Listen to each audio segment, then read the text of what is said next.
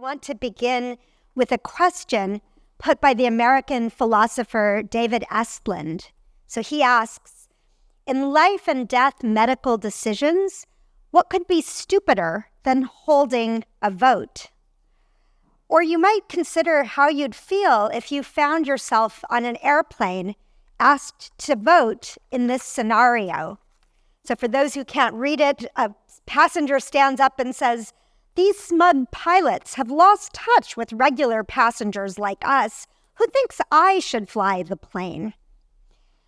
So these examples, captains and doctors, are pretty compelling illustrations of a case for giving power to experts. Surely a medical doctor is the only person who should take life-saving decisions in an emergency, and a qualified pilot is the only person whom you'd want in the cockpit of your plane. And it's striking that these were the favorite examples, not just for modern philosophers and cartoonists, but also for the ancient Greek philosophers Socrates and Aristotle. Though, of course, they were thinking about ship captains, not about airplane pilots. But if we broaden out the scope and the complexity when we think about an emergency, for example, to the larger scope of the COVID-19 pandemic, the question of the role of a medical doctor, for example, compared to other experts and compared to lay people, starts to appear more complicated. So how should we compare the expertise of the doctor with that of the teacher in deciding the length of school closures, for example, or of public health experts versus members of parliament in weighing dangers for essential workers against those for everyone else? So you can start to see that there are quite a lot of questions in the space of this lecture on experts and politics. One problem is to know which experts to trust. And taken to an extreme, though, that can lead to skepticism against trusting any experts at all. As the then cabinet minister Michael Gove famously opined in 2016, prior to the British referendum on Brexit, and of course this has become a very well-known quotation. So first we have the captains and doctors, but then we have the quotation from Michael Gove: people in this country have had enough of experts. And it might seem that expertise is in tension with democracy anyway. After all, isn't the point of democracy that every voter should have an equal say, and that no one's opinion is automatically entitled to more weight than that of anyone else? But again, we have that opposite problem where I started, which is the temptation to think that perhaps we should cede democratic judgment. We should give it up to experts who might be better placed to exercise it. After all, who do we want steering what Plato in the Republic memorably depicted as the ship of state? And here's a more up-to-date version of a ship of state. But in the words that Plato attributed to Socrates in the Republic, he wrote, "Imagine that something like the following happens on a ship. The sailors are quarreling with one another about steering the ship, each of them thinking that he should be the true captain." And then the quotation goes on, even though he's never learned the art of navigation. Right? So we see the two sides of the problem, right? In one side, we see the pull of the thought that experts have stronger insight, better reason sometimes to decide. But we also see the pull of the problem that seems in tension with our democratic principles. Indeed, being a master of an art of navigation doesn't give you the right to decide where the ship should go. So captains might understand where it's possible for a ship to go, where they risk beaching on the rocks, where it's more likely to be smooth sailing. But that knowledge doesn't settle the question of a destination. So that's where democratic politics would come in. So there are these two extremes then that threaten the place of experts in politics. At one extreme, we have corrosive skepticism, even leading to conspiracy theories that reject the role of experts at all. And on the even wall, we recognize that there's a real need for educated skepticism, for testing expert claims. And of course, I'm giving this lecture in the week following the submission of the report of the infected blood inquiry to the UK Parliament. And so this is a stark reminder of the need to sometimes challenge experts. As the report states, and I quote, "The picture that emerges overall from the findings in this report is one in which people have been failed, not once but repeatedly, by their doctors, by the bodies, NHS and other, responsible for the safety of their treatment, and by their governments." End of quotation. So experts can get it wrong, too often with devastating consequences. But at the other extreme, we can have excessive deference to experts, and that could undermine democratic decision-making and recognition of the many different factors that have to feature in a decision. So how can we find a middle ground? So you won't be surprised to know that my approach is going to be to turn back to the ancient Greeks. And of course, you won't be surprised to know that because it's in the subtitle of the lecture. But some of you may remember, in fact, that in the first lecture that I gave this academic year, I argued that the role of political office is fundamentally common in some key respects between ancient Greece and modern democracies, so that we can learn some things for how to think about challenges today by looking back to Greece. And so, too, I want to suggest tonight the problem of experts and politics is as ancient as it is modern. So, as I've already begun to illustrate, Socrates and Aristotle both reflected on expertise.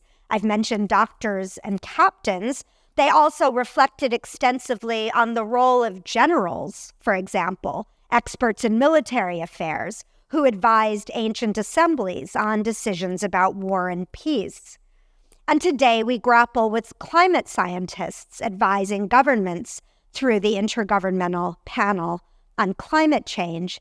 And indeed, as was mentioned, climate change will be the topic of my final lecture this academic year on 13 June. But for tonight, I want to look more generally at natural scientists and social scientists as experts. And so we'll explore two dimensions of the problem of experts in politics, drawing on Socrates and Aristotle, that's Socrates on the left and Aristotle on the right, for guidance. So I'll just give you a little bit more of a roadmap for the lecture before I dig in. So first of all, starting with Socrates, we'll look at that question of how non-experts can know which experts to trust. Socratic interrogation was designed to show that many self-proclaimed experts are not genuine experts at all. And what we can also realize, drawing on modern findings, is that even people who have expertise in some respects may still be susceptible to cognitive biases, to making characteristic mistakes. So while we shouldn't give up on finding or needing experts, we do have to make sure to test them, and Socrates can help to guide us in how to do that. In fact, what I'll be arguing is that the best way to test experts is to become healthily skeptical about our own certainties as well. So experts can be vulnerable to biases, but so can all of us. And so the way to avoid the extreme temptations of conspiracy theories is to recognize that all certainties those that we have, those that others have, those that experts have to be periodically scrutinized with an open mind. And then in the second half of the talk, I'll turn to the question of just how democracies can draw on experts, but without letting them usurp the kinds of judgments that citizens and our representatives should be making. So a key starting point here is the idea that citizens should decide the ends while experts advise on the means. But again, I'm going to suggest that that can turn out to be too simple. Ends and means are actually more closely intertwined.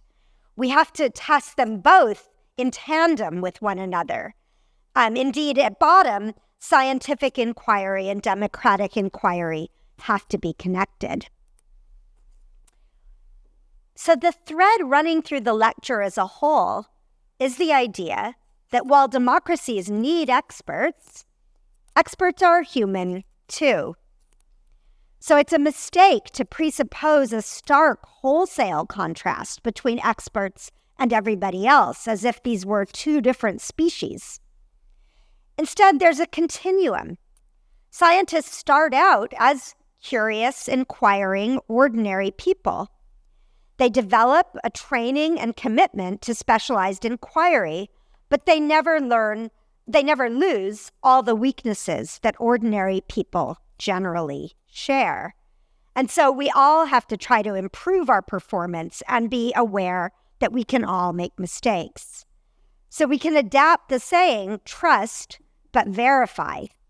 So trust, but only because you also test experts and also yourself. Okay, so that's the roadmap. So now the first part of the lecture will be on Socrates, on how to tell an expert from a fraud.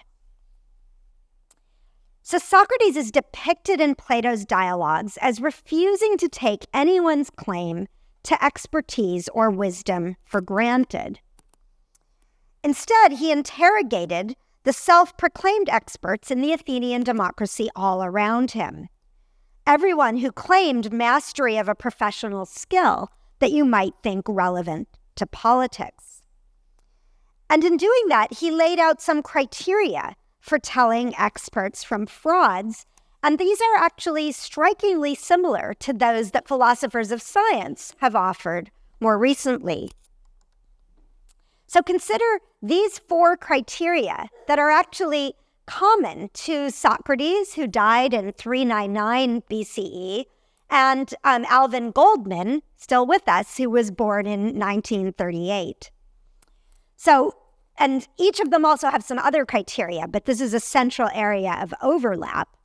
So how can you identify an expert? Well, an expert should put forward testable arguments. The philosopher Karl Popper would say, arguments that can, at least in principle, be falsified. We can disprove them. We can test them. Ideally, experts move towards consensus. We know not always, not all the time, but there's a sort of process of imperfect but real convergence. We can look at their credentials, their training and education, and we can look at their track record. How have they done? Have their predictions, their actions generally borne fruit? Now the question is then, well, who can deploy these criteria? Is that itself something that only other experts can do? So in some moods, Socrates seems to suggest that it's only an expert who can recognize another expert. And some modern philosophers have often taken that general stance. So the philosopher Elizabeth Anderson, for example, says, well, there are some things citizens can do. They can look at credentials. There's a few other things they can do. But generally, citizens should operate at a kind of deferential arm's length. So Anderson sets up the problem as a kind of lopsided battle between a dominant group of credible scientists and a few, what she calls, crackpots. So these are the crackpot fraud scientists, right? And they're pretty easy to identify. You can just look at the picture and see who they are. So for Anderson, it's not so difficult for citizens to know who to trust. She thinks mostly you'll be able to see the dominant group of credible, credentialed scientists, and then there's a few crackpots, and we can sort of pretty easily weed them out. But Socrates actually, I think, was more skeptical than that. And again, as the report of the infected blood inquiry suggests, we have good reason to remain skeptical while not going all the way to wholesale rejection, to sort of blanket rejection, right? And so Socrates, very interestingly, insisted that he did not possess any substantial wisdom or expertise himself. So he sets himself up as a non-expert, but he digs in to testing those explanatory arguments. So it's not just that the criterion is that the experts have to put forward testable arguments. Socrates then actually digs in to test them. So for example, in Plato's dialogue called the Laches or the Laches, he tests the knowledge of two Athenian generals of what courage requires. You might think generals should be experts in courage, and he reveals that it's wanting.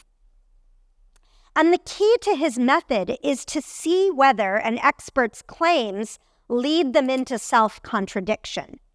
So you test an argument by seeing whether its implications end up being contradictory. You can't actually maintain everything that the expert originally thought that they could claim. And so if your claims end up in self-contradiction, if you can't go on consistently defending your position, then it's a good bet that you're not an expert after all. And so that's something that a non-expert can deploy, because logic, contradiction, is a kind of capacity that's available to all of us to use and test, right? That gives us a systematic route for discrediting some would-be experts who turn out to be frauds. But at the same time, Socrates was as tough on himself as he was on others. Remember, I said that he insisted that he did not possess expertise himself. He checked out his own understanding and concluded that it didn't deserve the honorific title of knowledge or wisdom.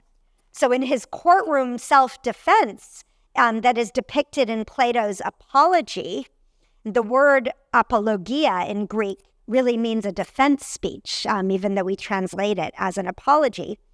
In that speech, he disavowed having any knowledge at all, but yet he went on looking for expertise in others.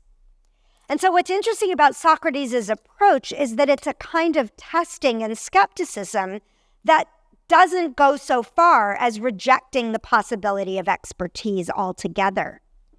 It's precisely in holding that expertise was so important that Socrates pursued that scrutiny to make sure that experts were truly up to the job. Now, of course, we're not all Socrates, but we too can learn to assess the kinds of cognitive moves that self-proclaimed experts make. And here I'm going to suggest some ways that we can go beyond logical self-contradiction to develop a nose for which experts have the kinds of skills and habits that are more likely to lead them to success. And so here I want to draw on a fascinating study by Philip Tetlock called Expert Political Judgement, which assessed the actual performance of political pundits. So he actually looked at a sample of political pundits who had made predictions over time of what would happen, for example, if the U.S. pulled out of Afghanistan, that sort of political claim, and that those claims could be later tested for success or failure. So Tetlock in his study invoked a classic distinction drawn by the philosopher Isaiah Berlin between hedgehogs and foxes. So Berlin's distinction, which you may know, is that hedgehogs cling to a single big idea, while foxes are interested in lots of different things. So this is a sort of general categorization of different kinds of experts, right? Whether you're a captain or a doctor, you might be more like a hedgehog than a fox. So these are two different ways in which you can pursue your your typical expertise. And what Tetlock shows is that overall, political pundits who are hedgehogs are less successful. And so they're less genuinely expert than the foxes. Okay, so the hedgehogs cling to a single idea, but that won't always be applicable in the circumstances. But that means also that they're less willing to engage in self-scrutiny. They're over-invested in their one big idea, and so they become more defensive about their errors, and that makes them more likely to dig in and repeat them. By contrast, the foxes are looking at a wide range of factors. They're interested in a whole range of different explanations, and so they can better calibrate their predictions to the facts, and that means they're also less defensive about their mistakes. So what's interesting about this is that we, as observers, can actually get a sense of which kinds of pundits are hedgehogs and which are foxes, right? We don't have to have all the political knowledge that they have to see whether a given pundit is always repeating the same kind of explanation or whether they seem to be attentive to a wide range of different factors in different circumstances. So this takes us beyond just having to check credentials. We're able to kind of dig into the argument, not 100%, we're not pundits ourselves, but we can get a better nose for when we might be misled. And so we can think here also of a distinction that two sociologists have drawn, H.M. Collins and Robert Evans, between what they call, on the left, contributory expertise. So to have contributory expertise is what enables you to advance an activity's objectives, to actually sort of do the thing, right? So that's the pundits doing the thing. We can't do that. But we can develop an interactional expertise. We can talk about what they're doing, and we can talk about it without necessarily being able to do the thing ourselves, right? So this is a way where we can start to break down that sharp distinction between experts and everybody else. We're not going to become experts, but we can get better at assessing the kinds of moves that experts are making. Now, Aristotle would actually, 2 generations later, build on Socrates' point here. And so now I'm going to bring in Aristotle, but to complete the first part of the talk before we move on to Aristotle in the second part. So this is Aristotle making a similar kind of point that we've just seen that Socrates to make. So this is in his work, The Politics, Book 3, Chapter 11. Aristotle confronts this view that we might have that experts such as medical doctors can be assessed only by their expert peers, right? So he states that in the first quotation on the slide, just as a doctor should be inspected by a doctor, so others should be inspected by their peers, right? So again, we might add, why listen to any non-doctors if we have 2 doctors in the house? But in what follows on the slide, Aristotle goes on to explain why we should reject that blanket position. And he does so by pointing out that there are various levels of education in a profession like medicine. One might have a general education in a subject, one might be an ordinary practitioner of it, or one might be a master craftsman, a consultant in the British system. And Aristotle implies in this discussion that someone at any of these levels can at least sometimes judge even the most expert doctor. Right, now notice that this isn't an account of non-experts. You still have to have general education in a subject, but you don't necessarily need to be as expert as the person whom you're assessing. So think of a judge at a gymnastics competition who never reached the heights of the gymnasts whom they're judging, right? A gymnastics judge might have certain competencies and skills that enable them to judge even when they themselves can't do the thing. They can't do the full thing that the people before them are doing. Okay, so there we see how it is that different kinds of people might be able to develop the kinds of habits, the repertoire, the awareness, the nose for assessing expert claims. So we don't have to be completely credulous. We can be appropriately skeptical, but that doesn't have to take us all the way to kind of blanket hostility and rejection of expertise. We can find that healthy middle ground. But let me now open the door to the next part, the second half, really, of the talk.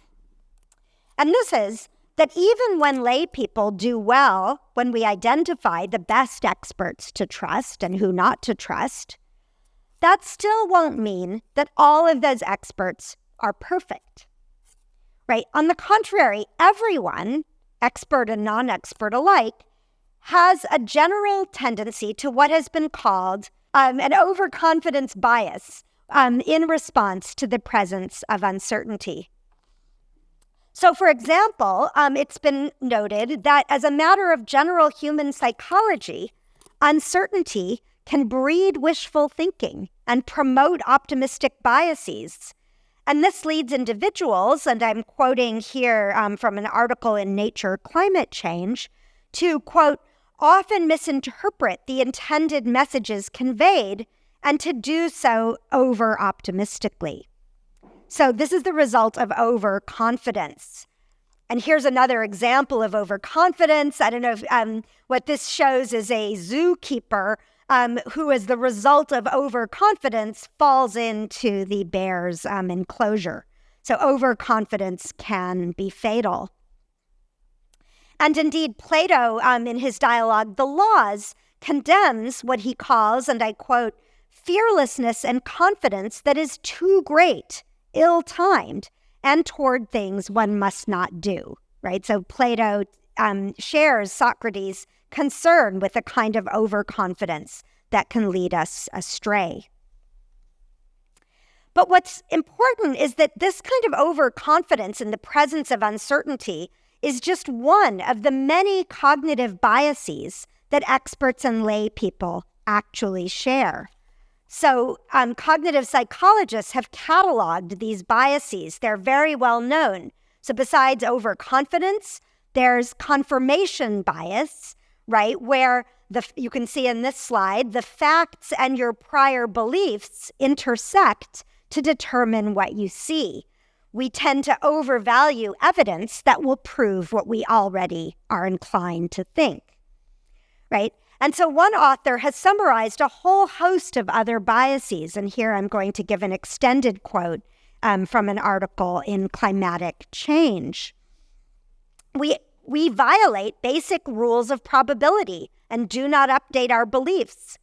We underestimate uncertainty. That's the overconfidence bias. We engage in wishful thinking. We make different decisions depending on the way data are presented.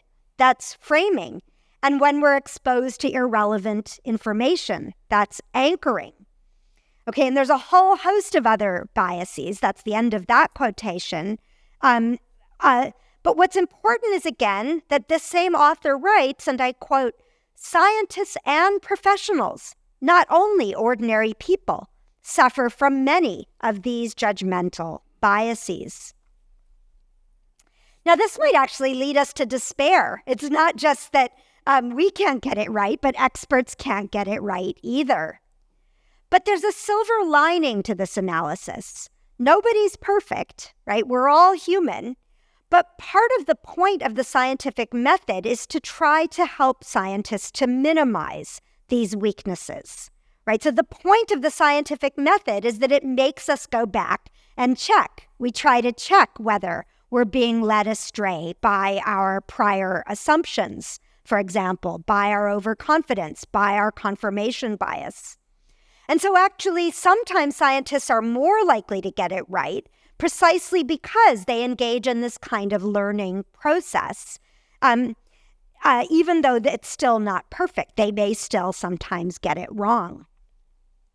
And so the good news is not just that the scientists might then do better, it's that we too, as ordinary people, could also find ways to engage in a learning process, right? We also can do some work to try to guard against these cognitive vices and cultivate some better epistemic habits, some better mental habits, right? After all, we're all inquirers, scientists and non-scientists alike.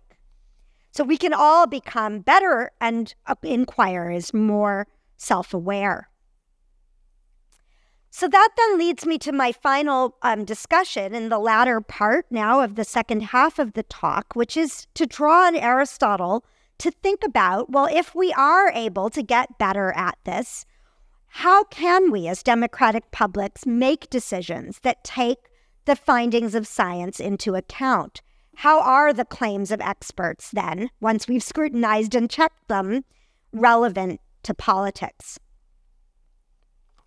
So here I want to recall a quotation that I shared in my fourth Gresham lecture, which was on ancient and modern democracy.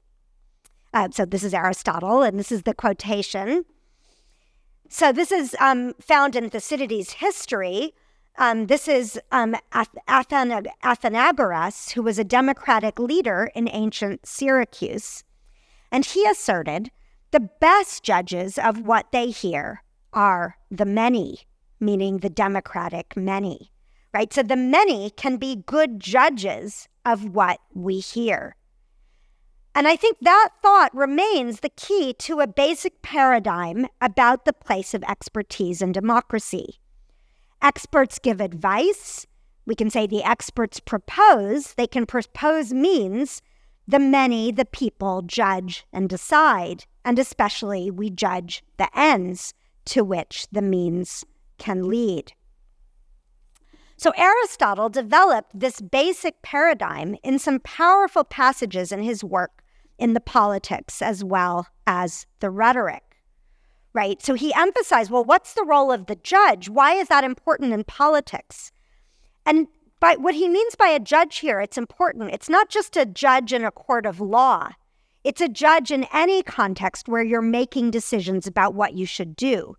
So when we talk about judges here, that's also in a political assembly, in a council, as well as in the law courts, right? And Aristotle in the Rhetoric writes, we may say that anyone is your judge whom you have to persuade. Okay, so the orators, again, are trying to persuade the democratic public who will then judge. So that then leads Aristotle to ask, okay then, who is the better judge? An expert maker or a non-expert user? And this is a long quotation, so let me help to guide you through it. It's a very famous passage of the Politics. So Aristotle writes, there are some crafts in which the maker might not be either the only or the best judge. And these are the ones where those who do not possess the craft nevertheless have knowledge of its products. For example, the maker of a house, so the builder or the architect, is not the only one who has some knowledge about it. The one who uses it, the house owner or renter, is an even better judge, right? A captain judges a rudder better than a carpenter, and a guest rather than a cook, the feast.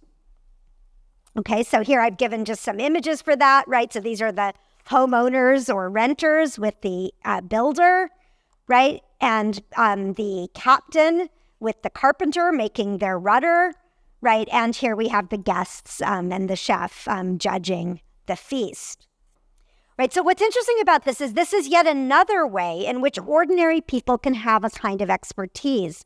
And of course, the colloquial way of thinking about this is, it's knowing where the shoe pinches, right? So the person who's wearing the shoe is sometimes a better judge actually than the shoemaker. That's the same fundamental idea. It's because we're using some of these crafts that we're able to judge. So again, we don't need to be the experts, but there are ways in which we can judge the products that experts make. So that is the kind of Aristotelian idea that again points us towards the means-ends distinction, right? The carpenter produces the rudder, but it's only a means to the pilot's art, and the pilot's art is a means to the people's decision of the ship of state of deciding where to go. So what the people decide is the fundamental direction. It's this choice of guideposts, right? And the experts advise on how to get there. That's basically the ends means distinction. Now, as I said earlier, I do think that distinction is important, and I think it's basically the right framework. And part of the reason for that is that actually people who are masters of means in one area won't always know how to assess the means in another. So this is the problem that I alluded to during the pandemic, for example, where public health experts were experts on one domain of the question, but there were other domains, such as education, that also needed experts to weigh in. And there's a very interesting reflection from the former director of the National Institutes of Health during the pandemic in the United States, Francis Collins, who in a more recent panel discussion came to acknowledge this. And this is a very interesting self-aware reflection by Collins. So he says, if you're a public health person, you have this very narrow view of what the right decision is, and that is something that will save a life. It doesn't matter what else happens, so you attach infinite value to stopping the disease and saving a life. And what he was suggesting there is that that was one crucial set of values, but there were other questions that needed other experts to weigh in. And so that's why the ends had to be determined by political experts rather than only by scientists in any domain. And so here's a graphic that I made with a former student, Cameron Langford, of this means-ends relationship.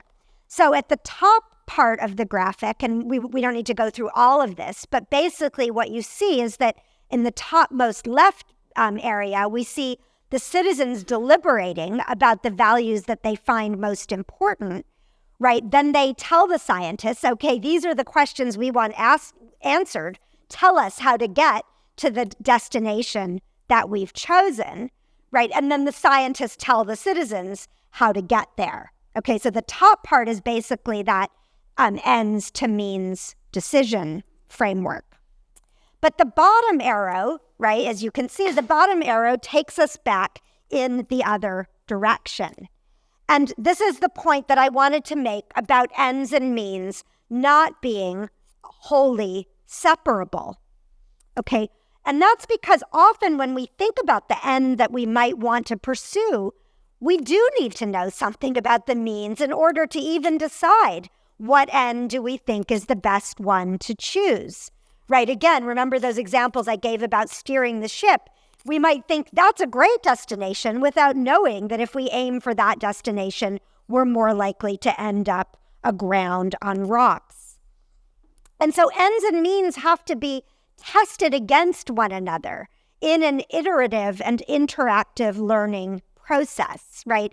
Citizens learn more by being in dialogue with experts about possible means, and scientists might also be able to refine the questions that they're asking by better understanding the relationship between those ends and those means. We need to get a sense of what's feasible or risky, right? What kinds of reasonable ends we might pursue. Okay, so finally then, how can we get better at doing this? So I've been suggesting ways we can, as individuals, develop better cognitive habits, right? We can develop that nose by observing who's a hedgehog, who's a fox. We can reflect on the kinds of means that scientists give. We can test expert claims and not be cowed into undue credulousness, right? And there are some institutions that might also help us to do that better. So, for example, the political scientist James Fishkin has advocated deliberative polls. Now, again, some of you may remember that in my last Gresham lecture, I talked about citizens' juries, right? So citizens' juries evaluate policy proposals, whereas deliberative polls discuss expert claims. So you can get citizens together, expose them to balanced information, ask them to reflect on the judgments that experts have made, and then they can make that better informed judgment of which expert decisions should feed into policy formation. And some have suggested that we should even require people to participate in these deliberative polls, much as we're required to do jury duty, in order to make us better at assessing expert claims. Right. But we can also experiment as citizens with becoming lay scientists in some way. So we can participate in the crowdsourced formation of knowledge. So Gresham's own professor of astronomy, Chris Lintott, for example, is a co-founder of the Zooniverse citizen science platform, right, which enrolls people in collecting scientific data for studies. And so again, it exposes you to the sorts of methods that scientists use. Or you can participate in the Big Garden Bird Watch every year. This took place in January, organized by the Royal Society for the Protection of Birds, which is again a form of this kind of crowdsourced citizen knowledge. And again, by participating in this, we sort of practice being scientists, and that gives us, again, a better understanding. It helps to close that gulf, or at least reduce the gulf, so that it's not a sharp binary gulf between people and scientists. So to conclude, the key in all these domains is to foster the self-awareness and openness to self-criticism that can save us from putting our trust in false prophets, but also save us from the corrosive skepticism that would threaten the use of expertise altogether. Or, as two scholars of Plato's Socrates have put it, a true expert, and this is their words, reporting Socrates, is always seeking the truth and wants to be free from error, and makes caring for common goods the priority in practicing her expertise. Thank you very much.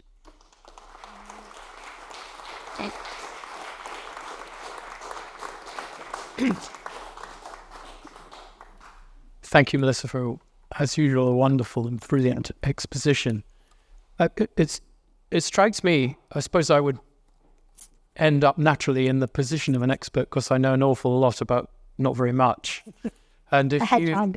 The hedgehog. Yeah. But if you try and rationalize that relationship with the public, I think it only works if I tell the truth. Mm-hmm. And it only works, the most difficult person to tell the truth to is yourself. Yes. And then to the next person you're talking to, and then to the wider public. Because without truth, there's trust. And we're living now in an era where each of those things is quite difficult to define. And you sort of alluded to it in the time of Socrates and Aristotle, that they were similar problems, but is it more extreme or more dangerous now than it was, more difficult to identify that? Or are people less comfortable in telling the truth, which allows the public, whatever they are, to make a decision based on that information? Yeah, thank you, Martin. I think that truth and honesty are the first virtues of science, and they're the first virtues of public communication also. And in fact, this is something that I'm going to be arguing in my final lecture on 13 June, looking at climate change communication and what are the duties of the expert scientists who are involved in that particularly. That's going to be one dimension of the final lecture, which you can see there. In terms of the question of whether things were as difficult in ancient Greece as today, I think it's always tempting to think that we live in the most perilous and difficult time. And, we can see that there are certain step changes in the existence of the internet and deep, machine learning and so on, artificial intelligence that do pose in some ways new dangers. But I think it is always helpful to remember that there have always been sort of new forms of cutting edge learning that are difficult for other people, ordinary people, to assess. So in the time of the Greeks, I was talking about the generals and the philosophers, but for example, where there were the experts who had memorized Homer and were able to perform Homer, and that gave them a kind of amazing cultural authority that was very difficult for other people to challenge. So today, probably nobody could memorize all of Homer, right? We would find that almost impossible. So we've become sort of less expert in a funny way in that domain. So, and, of course, writing, which had really only been introduced, within kind of sort of the Greeks, it wasn't quite living memory, but they were very aware that writing was a relatively new technology that, of course, they had adapted from the Phoenicians and from the Near East. And they were aware that there had been a time before writing. And so actually for Plato, one of the main threats that Plato and Socrates are thinking about is, what is the threat that writing poses to memory, for example? And that's not so dissimilar from some of the threats that we see computer technology as posing. So, I think there are differences, but I think still we can gain perspective from the comparison. So I'm going to put myself in the position, inverted commas, the public. Yeah. Inverted commas. I sat as a member of a jury in a people's tribunal looking at forced organ harvesting in China. So I knew nothing about it, really. But I was receiving evidence from other sources, which I then had to make a judgment about. Two things were very relevant in the way that I was able to undertake that role. One was time, so I was able to chose to give a considerable amount of time to it. And the second was data. So if in our modern world, if you're asking the public, inverted commas again, to make decisions about important democratic principles, and especially if you're trying to do it through the situations you described as putting them aside to think about it, time and the understanding of how data is managed must be critical. Yeah. And you sort of implied that was still the case in the ancient era. How would you apply that principle now? Yeah, well, so I think it's interesting. Of course, now we have, immense amounts of data, but we feel that we have much less time precisely because of so much data. Therefore, our attention is actually challenged. And so I would agree with those scholars who have emphasized that it's really attention, which is the crucial variable, and how we cultivate the right kinds of attention. But again, that I think picks up on the hedgehogs and foxes were able to, pay attention to certain features of their different cognitive styles. And again, I think that's exactly what the Greeks were concerned with writing. They were concerned that if we proliferate writing, we may not be able to pay attention to really what matters. So in that sense, I think the structural similarity was actually, is actually recognizable again. It's that variable of attention which really is the crucial connection between time and data. What do you think the role of phronesis, which as I understand it is the acquisition of wisdom, in developing expertise is?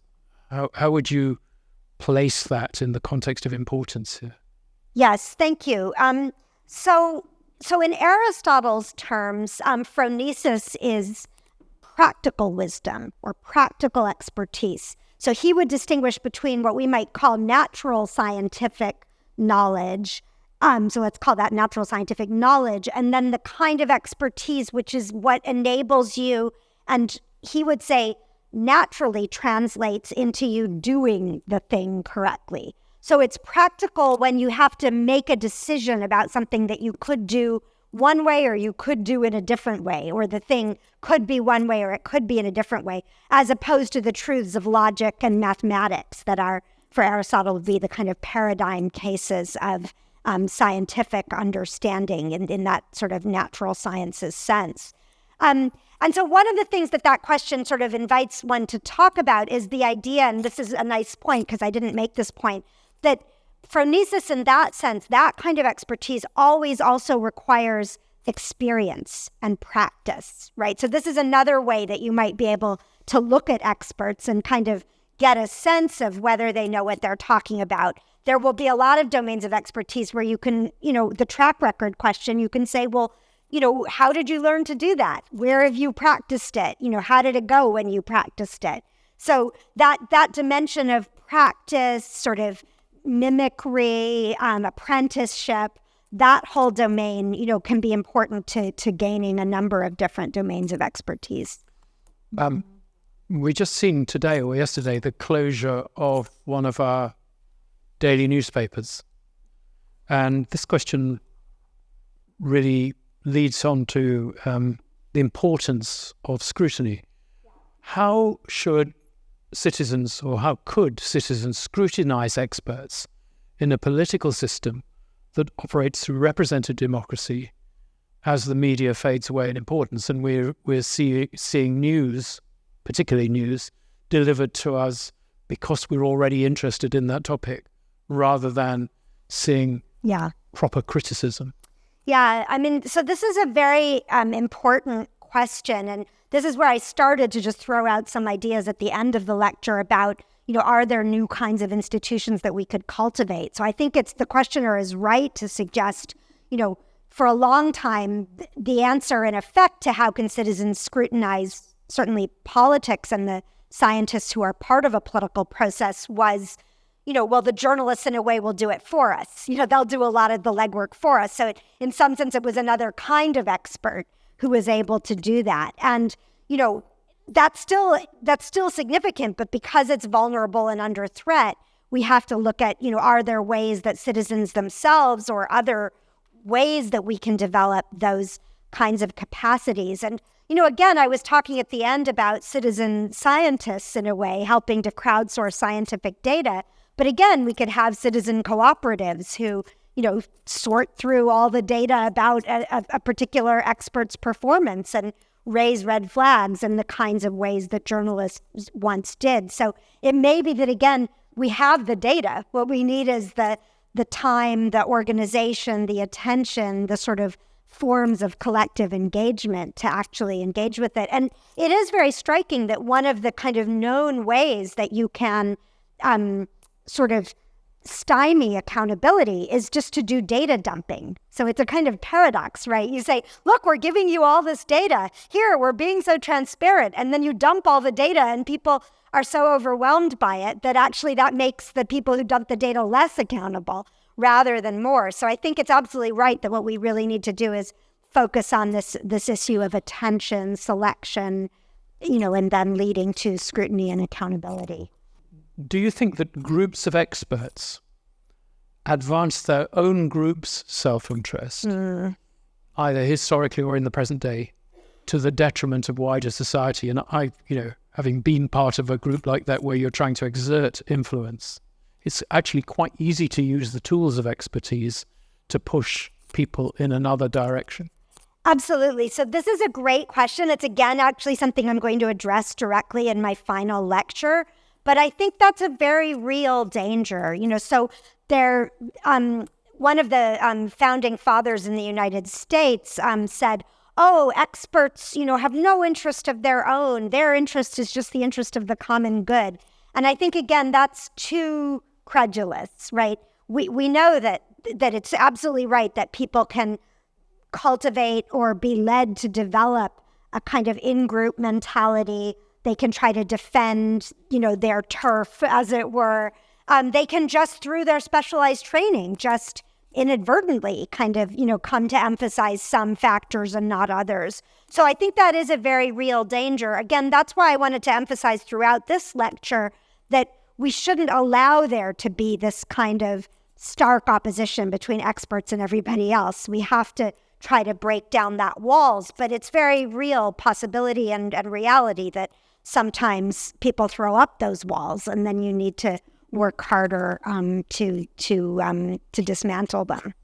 Well, you welcomed a question on a previous occasion from me about Egypt in connection with aonomia and isonomia and the more traditional forms of wisdom. But the question about wisdom prompts me to ask about a completely different scenario where the wisdom of Egypt with animal gods and local gods and lady gods, a sort of pluralistic wisdom, but a traditionalist ideal rather than an obsessing about democracy. I mean, after all, the Egyptians did last for 3,000 years, more than any other civilization, including the Chinese.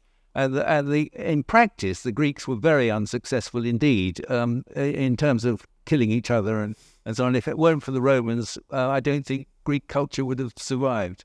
Yeah, thank you very much. It's absolutely, and I may have said on the previous occasion also, I think many of the Greeks, including in Plato's own writings, really recognized that longevity of Egyptian civilization. They recognized that there was, expertise that they had developed in terms of how to manage the Nile, and so sort of cultivate agriculture that enabled them to have a very large population. They recognized Egyptian writing, and actually Egyptian medical practice is something that Plato talks about very directly. So, I absolutely take that point. I think the other thing that is interesting to comment on is that, what about religious wisdom, as it were, right? So this is the wisdom of priests who claim to have a special kind of channel in antiquity to the divine, and that was something common to ancient Egypt and to ancient Greek cultures as well. And that's another kind of example of expertise that, again, Plato and Socrates would say, but we should test that, right? We shouldn't just sort of bow down before it. So I take your point. I think there are many ways in which ancient Egypt gives us a lot to think about in these respects. What you've just talked about is the balance in a way between belief and science, because to me science means is this replicable? If it can be done twice, it's probably true. If it can be done 3 times, it's more likely to be true than before. Yeah. But if you can't replicate it, it doesn't really exist. So the problem of belief versus science in the context you describe is quite important, because what a good rhetorician might do is persuade rather than actually tell the truth. Yes, this answer, I think, opens too large a set of questions for us to be able to discuss now at the end of the lecture. Some sociologists of religion would say, for many religious believers, many experiences that come with religion are replicable, the feeling of community, the sense of hope. So I don't think we want to make a kind of, discrediting analysis of religious belief compared to scientific belief. But the question of replicability, as I said, sort of testability, replicability, I think that is central to the modern scientific method. Melissa, thank you very much for yet another brilliant lecture. And we look forward to your last one of this year on the 13th of June. Ladies and gentlemen, Professor Melissa Yen.